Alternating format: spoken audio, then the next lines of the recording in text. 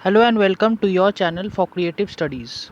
Today we will be doing an analysis of the paper Bigla 137, that is of language through literature, which is of 6 credit code and of 100 marks. तो आज हम लोग इसके बारे में एक analysis करेंगे और ये एक क्रिएटिव पेपर है। तो क्रिएटिव पेपर का मतलब ये है कि इसमें थोड़े ग्रामर रहेंगे, थोड़ा क्रिएटिव एस्पेक्ट्स रहेगा, ठीक है। तो जैसे मैंने पहले कुछ वीडियोस भी बनाए थे, उसका पीडीएफ भी बहुत जल्द टेलीग्राम चैनल में अपलोड हो जाएगा, जो कि सॉल्व पेपर्स है, स्पेसिमेन पेपर्स। आप लोगों को चिंता नहीं करना है। और यहाँ से स्टार्ट करते हैं। Read the following poem and answer the questions that follow. Okay, तो ये आपका क्वेश्चन नंबर 1 है। यहाँ पर बताया गया एक पैसेज है। A cardboard shows me how it was when the two girl cousins went paddling, each one holding one of my mother's hands, and she, the big girl, some 20 years or so, all three stood still to smile through their hair at the uncle with the camera, a sweet face, my mother's that was before I was born, and the sea, which appears to have changed less, washed their terribly transient feet. Some 20 to 30 years later, she laughed at the snapshot. See, Betty and Dolly, she had say and look how they dressed us for the beach. The sea holiday was her past, mine is her daughter, both wry with the labored ease of loss. ठीक है, ये था आपका जो passage दिया गया था। ये एक पोइट्री है, पोइट्री टाइप का एक दिया गया है, ठीक है। और यहाँ पर अगर देखिएगा तो क्वेश्चंस हम लोग आते हैं। ये 2 मार्क्स करके क्वेश्चन है। तो who were the 3 persons in the photograph and who took the photograph. अगर आप यहाँ पर देखिएगा तो ऐसा टाइप का क्वेश्चंस रहेगा कि who were the 2 persons in the photograph, ठीक है, या who were the 3 persons in the photograph. तो ये ऐसे करके ये रहेगा।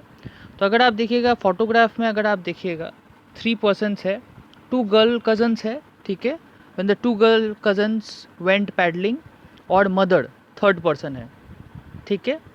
और जो ऑथर है वो देख रहा है फ़ोटो को, ठीक है, वो नहीं है। इसका कारण यही है क्योंकि 2 गर्ल कजन्स है और each one holding of my mother's hands. तो ये एक ऐसा सिचुएशन है जहाँ पर जो ऑथर है वो देख रही है अपने माँ और 2 गर्ल कजन्स को उस फोटोग्राफ में, ठीक है। और कौन फोटोग्राफ लिया था? तो फोटोग्राफ आपका लिया था, अगर आप देखिएगा, at the uncle with the camera.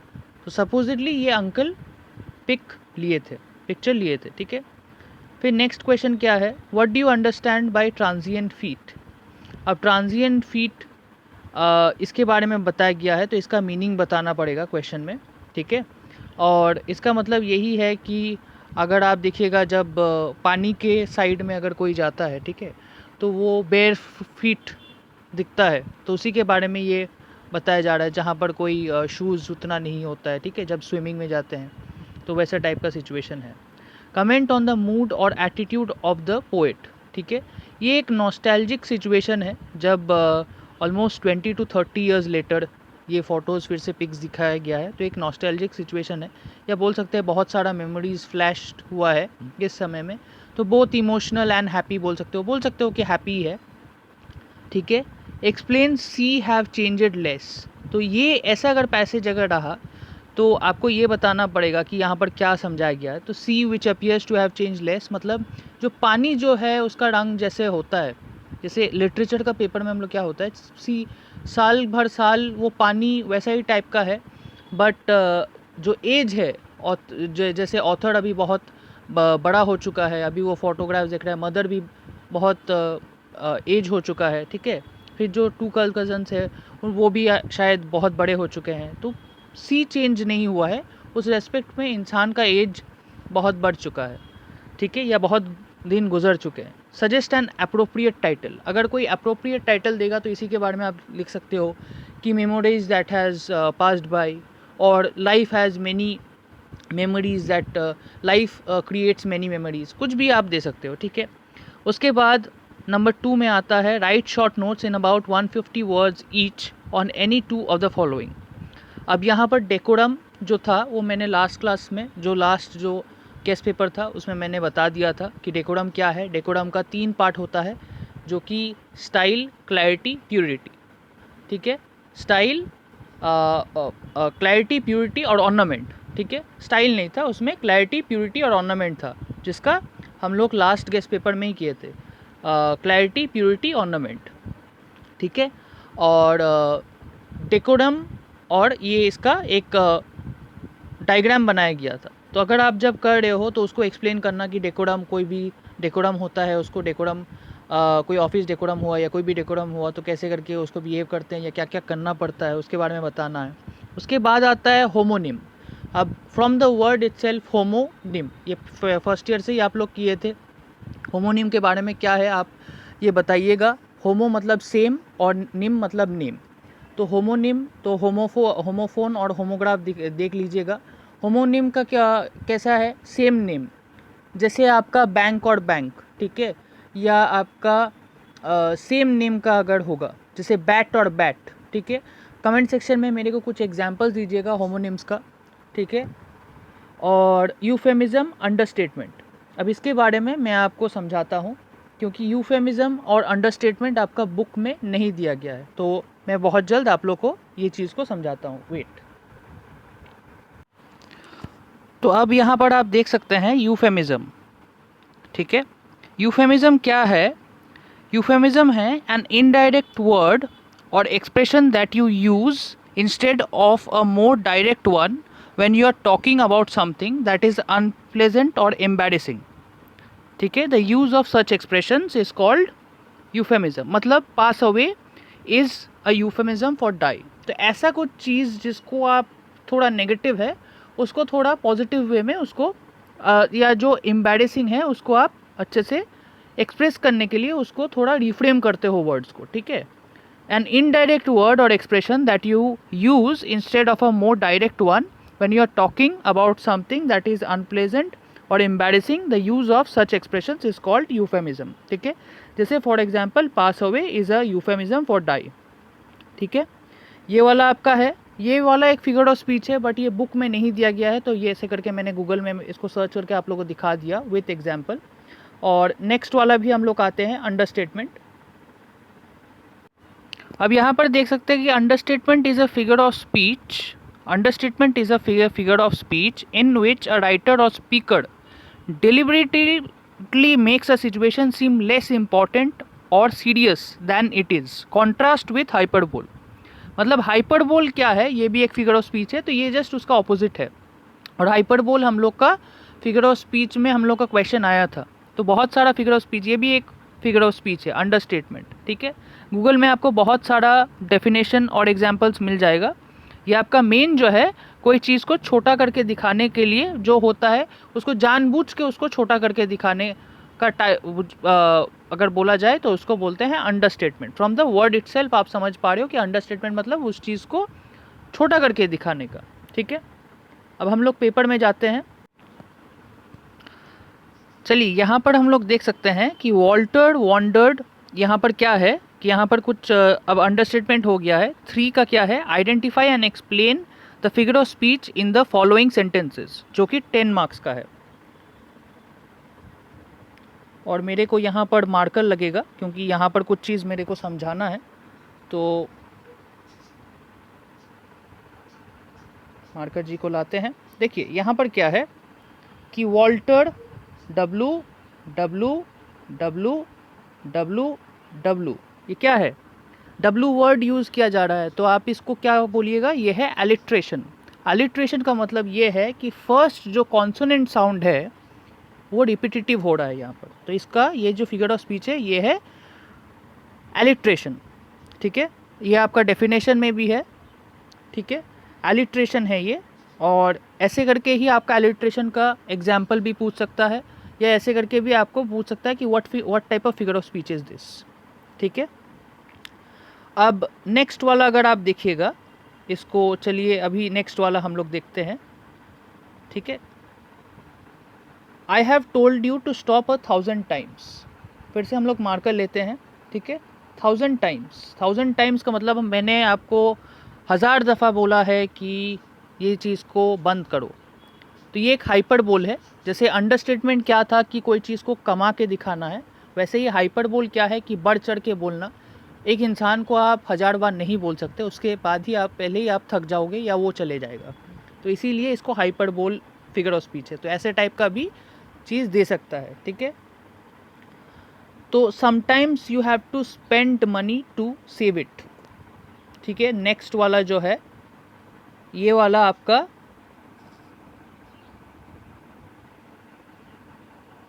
कौन सा फिगर ऑफ स्पीच है, आप बताइए।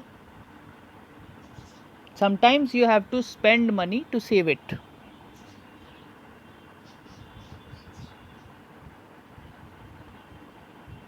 ये आपको क्या बता रहा है कि यहाँ पर आपको पैसा बचाने के लिए ये कॉन्ट्रास्टिंग आइडियाज़ है। और कॉन्ट्रास्टिंग फिगर ऑफ स्पीच क्या है मैं आपको दिखाता हूँ, वेट। ये देखिए यहाँ पर अगर आप देख सकते हो तो ये एक पैराडॉक्स है। अब मैंने इसका डेफिनेशन भी आप लोग के सामने लाया क्योंकि मेरे को ये चीज़ को समझाना था, क्योंकि 4 टाइप का होता है, आयरनी, फिर पैराडॉक्स, ये सब चीज़ आपका अलग से दिया गया है, ठीक है। तो अगर आप देखिएगा, paradox is a figure of speech that appears to be self contradictory but actually reveal something truthful. You have to spend money to save it, जैसे यहाँ पर एग्जाम्पल के अंदर में ही दिया गया है। तो यहाँ पर एक कॉन्ट्रोडिक्टरी आइडियाज़ है, जैसे आयरनी हुआ, सटायर हुआ, ठीक है। ये सब एक ऐसा एलिमेंट्स है फिगर ऑफ स्पीच का जो कि आपका कॉन्ट्रडिक्ट करता है जो बोल रहा है, ठीक है। तो क्योंकि ये you have to spend money to save it, ये वाला आपका पैराडॉक्स हुआ, ठीक है। तो यहाँ पर 4th नंबर क्वेश्चन क्या है, 4th नंबर क्वेश्चन देख सकते हैं। The water danced across my window.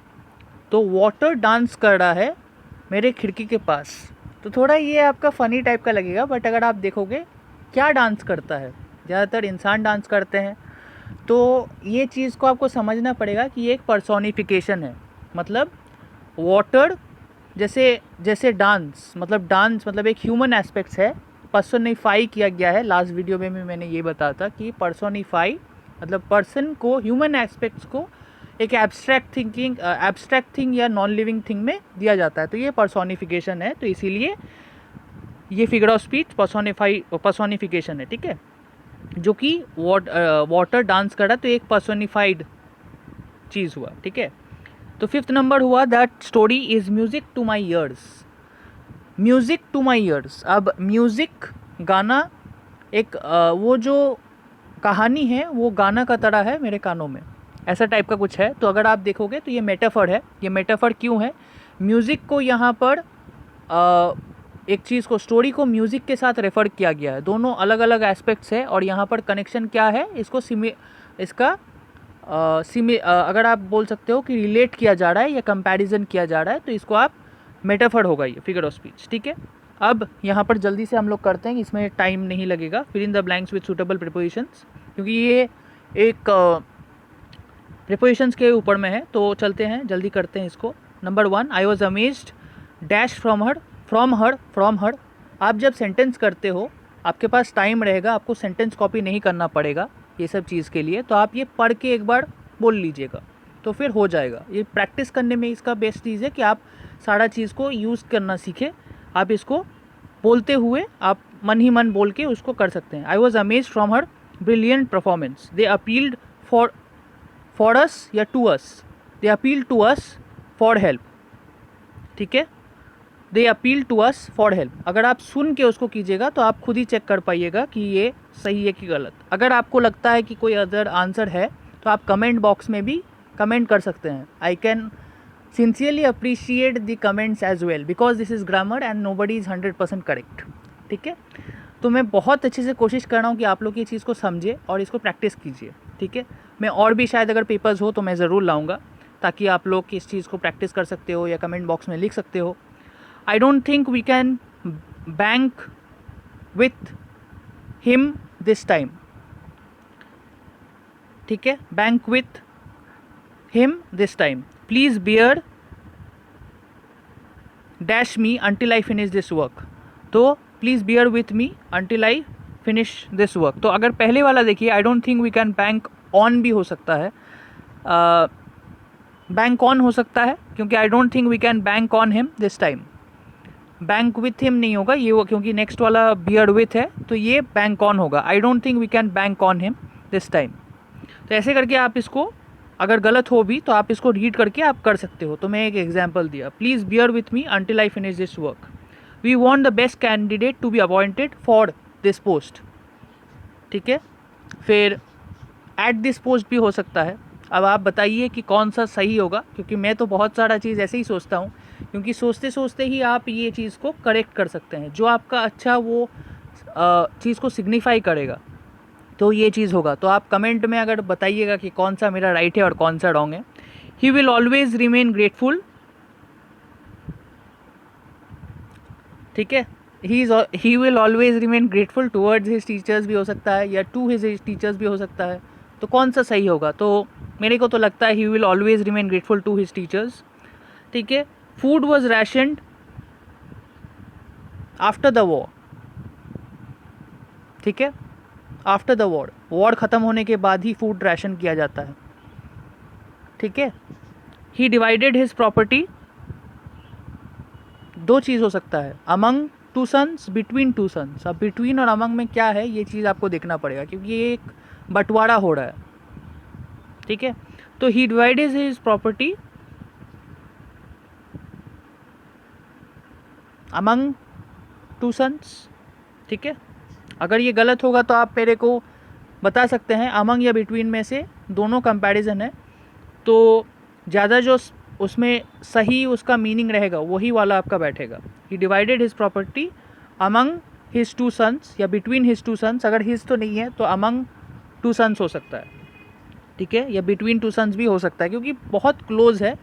आप ये चीज़ सोच के देखो, मैं इसीलिए ये चीज़ को थोड़ा उतना मैं सही से नहीं बैठा रहा हूँ। आप लोग ये चीज़ को सोच के देखो कैसे करके इसको करते हैं। मैं इसका आपको प्रोसेस सिखा रहा हूँ, क्योंकि पैसेज या fill in the blank same नहीं रहेगा, वो चेंज होगा। He comes from a royal family. ठीक है, he is tall dash black hair and brown eyes. तो he is tall with black hair and brown eyes. ठीक है, अब make sentences with the following phrasal verbs. ठीक है, put off, call off, look into, break in, do away with. ठीक है, इसके बारे में हम लोग सर्च करेंगे और मैं आपको बताऊंगा इसके बारे में। तो ये कैसे करके हम लोग करेंगे? तो फ्रेजल वर्ब क्या होता है? कोई भी फ्रेज़ को जब यूज़ किया जाता है तो आप ऐसे करके आप खुद ही सेंटेंस बना सकते हैं। इसका मीनिंग मैं बताऊंगा, आप ब्रैकेट में मीनिंग लिखोगे तो ये सही हो सकता है। तो मैंने जैसे बताया कि ये क्रिएटिव पेपर है, कोई 100% राइट तो नहीं हो सकता है, तो इसीलिए मैं अगर रॉन्ग बोल भी दूँ, और अगर आप लोग इसको गूगल से या कहीं से भी सर्च करके सही कमेंट में लिख भी दो तो मैं बहुत खुश रहूँगा, क्योंकि I love to be wrong sometimes as well. और इस पेपर में इसीलिए मैंने सबसे लास्ट में मैंने एनालिसिस किया है, क्योंकि मैं चाहता हूँ कि आप लोग भी थोड़ा सर्च करो, क्योंकि बिना प्रैक्टिस के आप ये चीज़ को बेहतर नहीं कर सकते। ठीक है, the meeting was put off for the day. ठीक है, पुट ऑफ मतलब अभी के लिए आप इसको रख देते हो। ठीक है, पुट ऑफ, या please put off with your work and have your dinner. ठीक है, या ऐसे कुछ कोई चीज़ को आप साइड में रखते हो तो उस चीज़ को आप उस टाइम के लिए एक चीज़ को बताते हो। ठीक है, कॉल ऑफ भी सेम चीज़ है ऑलमोस्ट, कि the meeting was called off for the day. अब कॉल्ड ऑफ तो नहीं कर सकते, कॉल ऑफ आप कैसे करोगे? The meeting was call off for the day. ठीक है, कॉल्ड ऑफ नहीं है तो कॉल ऑफ करोगे आप, the meeting was call off for the day. या please put off with your work and have your dinner, ये ऐसे कुछ आप कर सकते हो। ठीक है, ऐसे करके आप सेंटेंसेस बना सकते हो। लुक इनटू मतलब कोई चीज़ में देखने के लिए, तो ये क्या होगा? Please look into this matter urgently because I have to prepare my assignments, या please look into this work urgently because I have to submit it tomorrow. कुछ भी चीज़ आप कर सकते हो, मतलब कोई चीज़ में देखने के लिए। Break in, the people break, क्या कर सकते हो? Break in, the thieves break in the store. तो ब्रोकन भी हो सकता है, ब्रोकन तो हम लोग चेंजेस नहीं कर सकते क्योंकि फ्रेजल वर्ब है, फ्रेज को चेंज नहीं कर सकते। तो the thief break in the store, या कोई भी चीज़ अगर होगा तो गूगल में आप सर्च करके मेरे को कमेंट में ज़रूर बताइएगा। जैसे मैं बताया कि I love to be wrong sometimes, तो आप ज़रूर थोड़ा सा सर्च कीजिएगा और मेरे को रॉन्ग प्रूफ कीजिएगा, क्योंकि ये मेरे को भी अच्छा लगेगा कि कोई चीज़ मैं आप लोग से सीख सकता हूँ, ठीक है। तो do away with, today is my birthday, so please do away with all your work as soon as possible or before, so that before you can complete it, so that we can go outside to have a meal, या ऐसे कुछ बोल सकते हो कि please do away with your work quickly so that we can go and watch a movie, ऐसे करके मतलब कोई चीज़ को ख़त्म करने का बात ये है। add prefixes और suffixes to form nouns। अब prefix और suffix आपका बहुत इम्पॉर्टेंट है। जैसे सेफ, सेफ क्या है, फिर ऑनेस्ट, हेल्दी, अपीयर, डांस। तो एक आपका हो गया डिसऑनेस्ट, तो डिसऑनेस्ट प्रीफिक्स यूज हुआ है यहाँ पर। हेल्दी, अनहेल्दी, UN अनहेल्दी, ठीक है। अपीयर, डिसअपीयर, तो prefix disappear.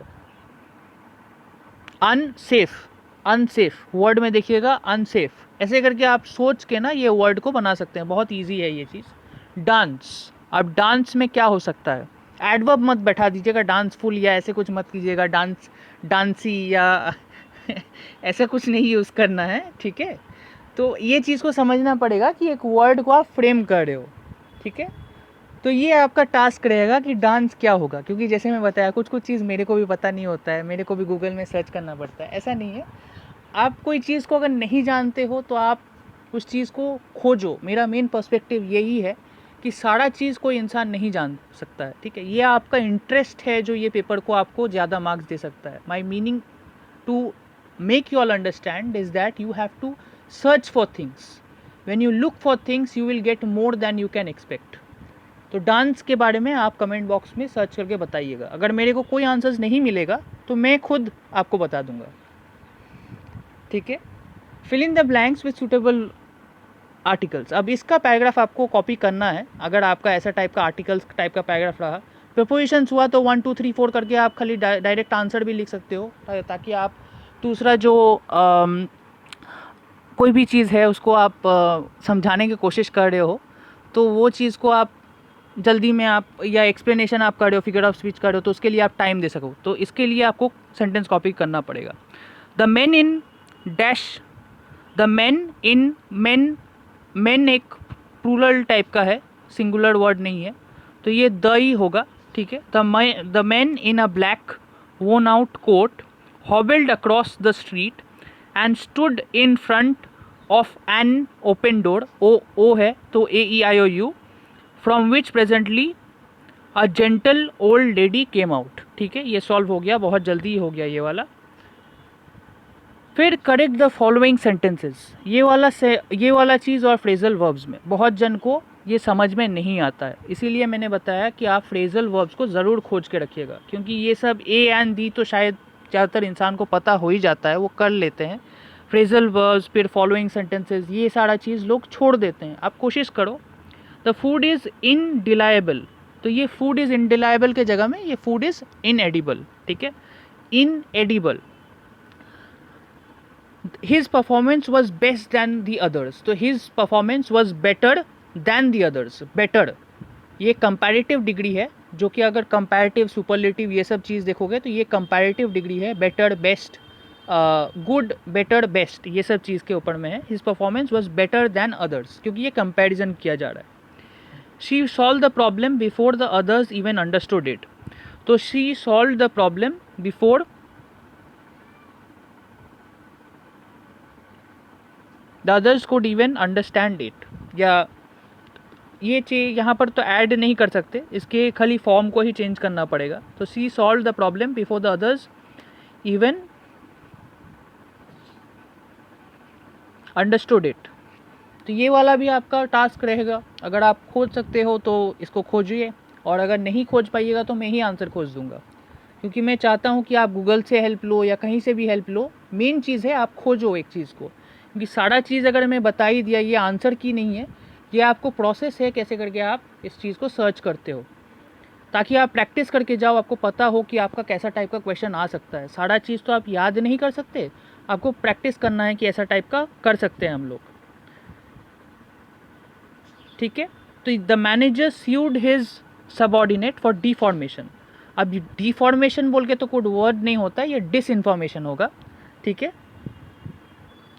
The temperature of Chennai is hotter than Delhi. तो यहाँ पर अगर देखिएगा, the temperature of Chennai is hot than Delhi, ये हो सकता है। और अगर ये नहीं हुआ तो आप बताइएगा कि क्या है कमेंट सेक्शन में। Fill in the blanks with the correct form of words given in the brackets. Rohan's card was stolen by a thief, बहुत ईजी है, इसको हम लोग जल्दी से करते हैं। Rakesh slice the tomatoes with a knife. The wooden chair was laid in the corner of the room. जब आप पढ़ते हो ना, एक बार उसको ट्राई करके देखो, इसका फॉर्म जो है वो आपके बोलते बोलते ही आपका आ जाएगा। Her parents were not concerned about her result. The management has agreed to all the demands of the employees, ठीक है। अब जो लास्ट है कुछ क्वेश्चंस, ये आपके डेफिनेशन टाइप का है, तो ये आपका ऑलमोस्ट पेपर ख़त्म हो गया। Right a short note on imagery in about 150 words each. तो 150 वर्ड्स, एक ही क्वेश्चन है तो ईच तो नहीं होगा। तो इमेजरी मैंने लास्ट सेशन में भी मैंने बताया था, सैम्पल पेपर में जब मैं दिया था, और इसीलिए मैंने आपको पहले मैंने सैम्पल पेपर करवाया, जो कि शायद सब लोगों को समझ में शायद नहीं आया होगा। आप लोग कमेंट सेक्शन में मेरे को बता सकते हैं कि शायद मेरे वीडियो के द्वारा आप लोग कुछ समझ पाए थे कि नहीं। प्रीवियस वीडियो अगर आप नहीं देखे हैं तो शायद एक लिंक दिया रहेगा, उस हाइपर लिंक में क्लिक करके वो वीडियो ज़रूर देख के आइएगा, क्योंकि वो बहुत इंपॉर्टेंट है आप लोग के पेपर के लिए, ठीक है। कि कैसा टाइप का अगर थ्योरी क्वेश्चंस आए, जो कि आ सकता है और आएगा भी, कुछ ग्रामर रहेगा, कुछ आपका फिगर ऑफ स्पीच रहेगा, और कुछ ऐसा टाइप का क्वेश्चंस भी रहेगा, ठीक है। तो इमेजरी क्या है? इमेजरी एक टाइप ऑफ इमेज है, कोई भी चीज़ को इमेज में फॉर्म करने के लिए बताया गया है। द डॉग वॉज, मैंने एक एग्जाम्पल भी दिया था उसके लिए। तो अगर आप कोई चीज़ को नहीं जानते हैं तो एग्जाम्पल ज़रूर लिखिएगा। 150 वर्ड्स है, 10 मार्क्स का है, तो आपको कुछ ना कुछ तो लिखना ही है कि इट इज़ अबाउट इमेजरी। आप एक पोएम के बारे में बोल सकते हो या कोई भी चीज़ के लिए बता सकते हो। तो जैसे द डॉग वॉज देयर के बारे में अगर बोल सकते हो, या द डॉग वॉज पैंटिंग, ऐसा टाइप का कुछ था, तो ऐसे ही टाइप का उसका जो एग्जाम्पल था, the shepherd was painting with pen, ऐसे कुछ एक एग्जाम्पल दिया गया था सैम्पल पेपर में। तो आप उस चीज़ को देखिएगा कि इमेजरी में आप लिटरली एक इमेज क्रिएट करते हो या पिक्चर आप क्रिएट करते हो, तो ये है इमेजरी।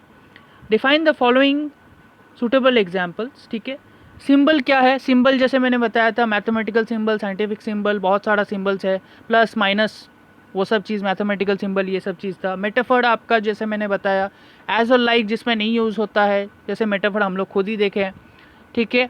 तो जैसे एज और लाइक में अगर हो सकता है कि he is as brave as, जैसे कोई सेंटेंसेज अगर हुआ, बहुत सारा है, या the camel is the ship of the desert, ठीक है, ऐसे टाइप का बोल सकते हो, ठीक है। मेटाफर का एग्जाम्पल जो कि आपका डायरेक्ट कंपैरिजन है, और ये कौन सा टाइप का कंपैरिजन है, एक्सप्लिसिट या इम्प्लिसिट, ये आप ज़रूर सर्च करके मेरे को कमेंट बॉक्स में बताइएगा, क्योंकि ये सब चीज़ अगर आप लिखते हो तो आपको ज़्यादा मार्क्स मिलता है। फिर आपका मेटाफर में एक्सटेंडेड मेटाफर भी आता है, जहाँ पर आप एक लाइन से ज़्यादा आप उसको यूज़ कर रहे हो। पन का मतलब क्या है कि कोई चीज़ आप, ये भी आपका बुक में नहीं है, पन के बारे में मैं बता देता हूँ, आप एक एग्जाम्पल भी देख लीजिएगा वहाँ पर क्या है। शेक्सपियर में बहुत सारा पन यूज़ किया जाता है, ठीक है। शेक्सपियर का जो वर्ड है, ठीक है, जैसे कोई चीज़ को समझाने के जगह में वो बोल कुछ रहा है, और वो एक जैसे होता है ना कि he is too good of my friend, वैसे टाइप का ही एक टाइप का सिचुएशन है। जैसे आपका सटायर टाइप का होता है, पन भी वैसा ही टाइप का होता है, उसका दो मीनिंग होता है, बट उसका इम्प्लीकेशन कुछ और है, ठीक है, वैसा टाइप का नहीं है। जैसे सटायर और कॉन्ट्रास्ट की तरह नहीं है, आयरनी की तरह नहीं है। जैसे शूज़ और शूज़ हुआ, ठीक है, शेक्सपियर का एक बहुत अच्छा एक कोटेशन है, अगर आप देखोगे, he is the mender of the souls. तो एक सोल हुआ आपका SOLE, दैट इज़ आपका जूता का सोल, और एक सोल है, जो प्रीस्ट लोग होते हैं, सोल जो आत्मा जिसको बोलते हैं, ठीक है, तो वो चीज़ को वो उसको प्यूरिफाई करने के लिए बोलता है। तो ये हुआ पन, एक ही चीज़ का वर्ड का दो मीनिंग को बताया जाता है, दो अलग अलग मीनिंग को पन बोला जाता है, ठीक है। मेटानिमी क्या है? मेटानिमी हम लोग देखे थे कि मेटानिमी क्या था कि क्राउन के बारे में कुछ एग्जांपल्स था कि कोई एक एडजंक्ट या कोई भी एक एब्स्ट्रैक्ट थिंग को उसको ये किया जाता है, ठीक है। तो ये चीज़ को आप देख लीजिएगा, लास्ट वीडियो में मैंने ये चीज़ बताया था। और आइडनी क्या है कि you are too good of my friend, you are too good to be my friend. तो आप बताना चाहते हो कि कुछ चीज़ है नहीं, बट वो चीज़ में आप जब बोल रहे हो तो उसका कॉन्ट्रास्टिंग आइडियाज़ बोल रहे हो, मतलब उल्टा बोल रहे हो। तो आज का वीडियो इतना तक ही था, ये था हम लोग का पेपर का एनालिसिस। अगर आपको कुछ डाउट हो रहा है तो आप ज़रूर कमेंट बॉक्स में लिखिएगा, क्योंकि ये पेपर का शायद से और भी सीरीज़ आ सकता है। और अगर मेरे को लगा कि ज़रूरत है इस पेपर के लिए, क्योंकि बहुत इजी पेपर है, और आप लोग शायद ये देखिएगा कि मैंने स्टेप बाय स्टेप मैंने इसको समझाया है। आप लोग के लिए एक टास्क रहेगा, अगर आपको सच्ची में मेरे वीडियो से अगर 1% भी हेल्प मिला है तो आप मेरे को कमेंट बॉक्स में इतना खाली बोल दीजिएगा कि कौन कौन सा फिगर ऑफ स्पीच ये साल में नहीं आया है। वो चीज़ के साथ साथ आप ये सारा चीज़ भी देख लीजिएगा, क्योंकि फिगर ऑफ स्पीच आपको 100% मार्क्स, जितना आप अटेम्प्ट कीजिएगा वो आपको श्योर शॉर्ट मार्क्स देगा। ग्रामर का तो मार्क्स आपको मिल ही रहा है, अगर आप चीज़ को समझिएगा तो आपको ऑटोमेटिकली मार्क्स और ज़्यादा मिल सकता है। तो आपका फिगर ऑफ स्पीच में भी आपका श्योर शॉर्ट मार्क्स आना चाहिए विथ एग्जाम्पल, आप ज़रूर देखिएगा। और मैंने स्पेसिफिक पेपर में भी एक एग्जाम्पल दिया था जब पर्सोनिफिकेशन कर रहे थे कि कैसे करके फिगर ऑफ स्पीच को याद करते हैं, शॉर्ट टाइम में कैसे करके उसको याद कीजिएगा। तो ये था आज का paper analysis, and that is it for the video. Thank you.